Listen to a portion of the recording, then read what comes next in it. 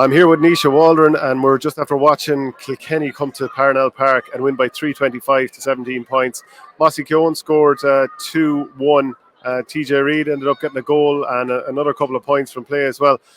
It was as dominant a performance as you'd see, really. Dublin desperately poor. I just felt like physically they were bullied all over the field. Kilkenny were just winning turnover after turnover, and as the game went on, it was so impressive from Kilkenny, but you were just praying for the full-time whistle. Yeah, like I was just saying there was one stage I looked up at the scoreboard and I was kind of going to myself, there's 11 minutes left in this match, but thing was, right, Dublin actually I felt were dominating the first half, but for whatever reason couldn't make the ball stick in the full forward line. Just kept coming out, and when Trollier did come on, when Eamon Dillon did come on, it was probably too little too late at that stage, like after the goals going in for Kilkenny and all. But it was a huge win that Kilkenny needed, obviously, to after losing to Galway and all, and they needed a big win, they needed a big performance, and they got it. But Dublin just completely fell apart. But again, TJ, when the game opened up, TJ took it over. Owen Cody was really good. Adrian Mullen was very good.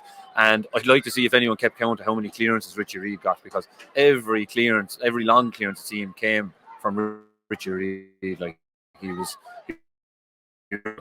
I'm wondering how much of this was down to physicality, because Kilkenny were brilliant at working the ball out from the back. They might win the 50-50 ball in the first place, and then it seemed like they were just able to bring it out at their ease.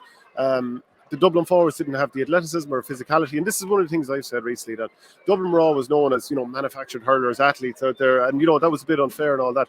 But now I think they've tried to introduce so many stickmen, and there are good stickmen there, but they actually don't have the physicality, particularly for Parnell Park, where traditionally it suited them. They're not physical enough anymore.